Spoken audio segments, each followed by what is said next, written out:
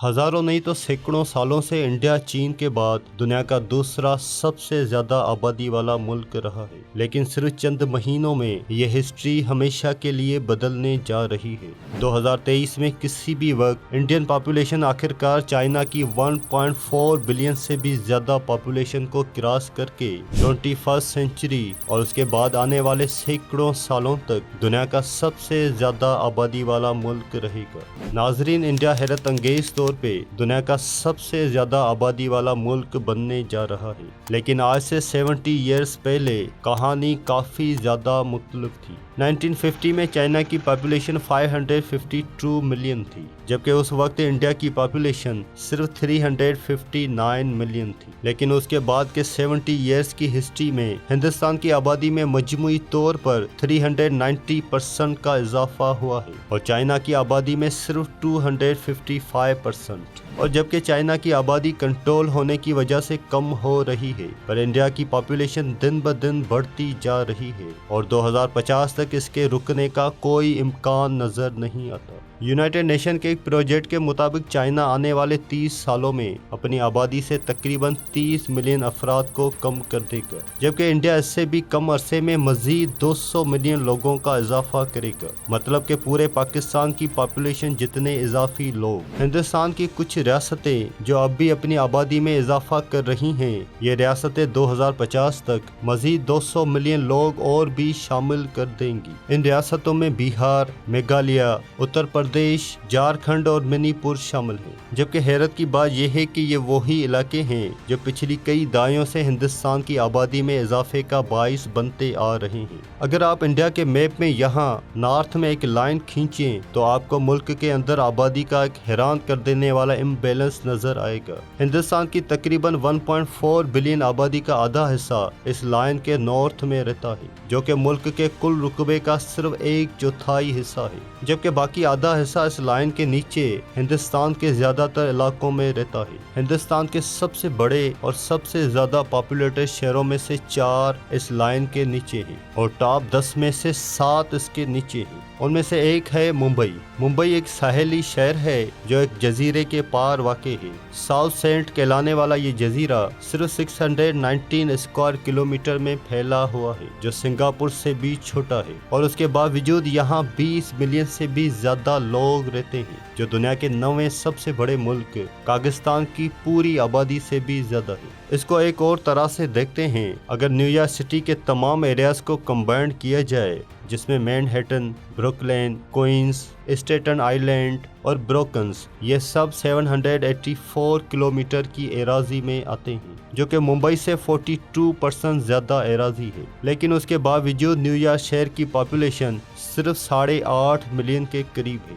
मुंबई की आबादी भी मैनहट्टन जैसी ही है, लेकिन मुंबई शहर के इस एक इलाके की आबादी मैनहट्टन से 10 गुना ज्यादा है। धारावी नामी इस जगह को दुनिया की सबसे बड़ी कच्ची आबादियों में से एक समझा जाता है, जबकि ये सिर्फ 2 स्क्वायर किलोमीटर में फैला हुआ है और उसके बावजूद यहाँ तकरीबन 12 लाख लोग बसते हैं। ये यहाँ पर एक हिजूम की तरह रहते हैं, जो इसे दुनिया की सबसे पॉपुलेटेड एरिया बना देता है। पर जब आप आबादी के लिहाज से हिंदुस्तान के मैप को देखते हैं तो वाज़ेह तौर पर हिंदुस्तान के शुमाल में लोगों के मुसलसल हिजूम की एक ना टूटती हुई जंजीर लाइन के ऊपर देखने को मिलती है, जबकि शहरी आबादी के बस चंद बिखरे हुए हिजूम लाइन के जनूब में मिलते हैं, जिसमें हिंदुस्तान के बड़े बड़े शहर जैसे मुंबई, बेंगलोर और हैदराबाद। लेकिन अब सवाल ये पैदा होता है कि हिंदुस्तान की आबादी का शेप इस तरह क्यों है? क्योंकि मुल्क के अंदरूनी हिस्सों में रहने वाले लोगों की एक बड़ी तादाद नॉर्थ में, जबकि कम लोग साउथ और साहेलों में रहते हैं। इसकी सबसे बड़ी वजह है बड़े सगीर का जोग्राफियाई ढांचा और वेदर कंडीशन।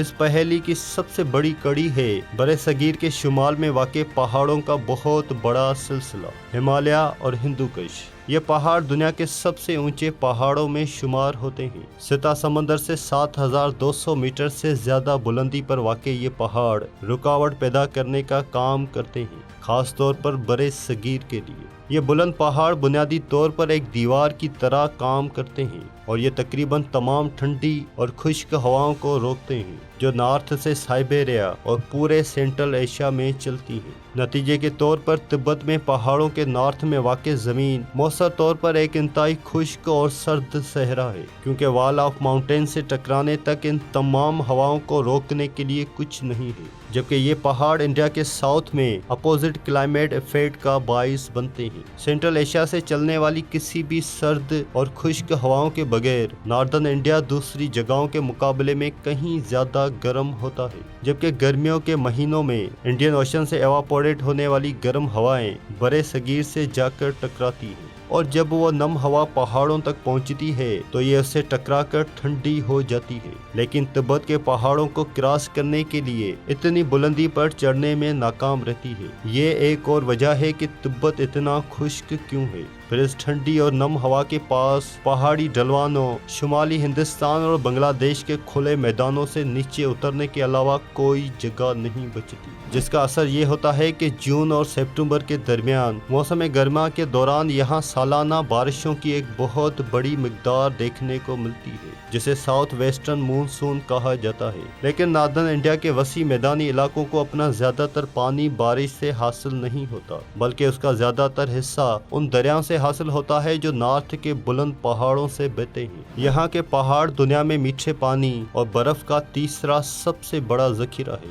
नतीजे के तौर पर अकेले हिमालय में एक अंदाजे के मुताबिक 15,000 अलग अलग ग्लेशियर्स हैं, जो कि मजमूई तौर पर तकरीबन 12,000 क्यूबिक किलोमीटर का ताज़ा पानी जखीरा किए हुए हैं। लिहाजा उनकी ऊंचाई और उनके पानी के बहुत बड़े जखीरे के नतीजे में दुनिया के 3 सबसे ताकतवर और बड़े दरिया इंडस, गंगा और जमुना रिवर यहाँ से शुरू होते हैं, और ये सब नॉर्दर्न इंडिया, पाकिस्तान और बांग्लादेश के मैदानी इलाकों से होते हुए साउथ में बहते हैं। इंडो गंजेटिक प्लेन, जिसको नॉर्दर्न इंडियन प्लेन भी कहा जाता है, ये एक बिल्कुल फ्लैट काबिले काश्त जमीनों का ऐसा टुकड़ा है जो पूरे फ्रांस से भी बड़ा है, और ये दुनिया में कहीं भी काबिले काश्त जमीन का दूसरा सबसे बड़ा टुकड़ा है। जबकि इन बड़े मैदानों को जरखेज करने वाले तमाम दरिया इंडस, गंगा और जमुना पूरा साल पानी का मुसलसल फ्लो बरकरार रखते हैं और मौसम की बेतरतीब बारिशों पर ज्यादा इन्हिसार नहीं करते। इससे भी बेहतर बात यह है कि पहाड़ों से बहते इन दरियाओं के पानी में मिनरल्स और न्यूट्रिशन की बड़ी मिकदार पाई जाती है, और जब ये दरिया रीजन के सैलाबी मैदानों में बहते हैं तो वो मिनरल्स मिट्टी में मिक्स होकर कुदरती खाद का काम करते हैं, जिससे जमीन ताकतवर और जरखेज हो जाती है।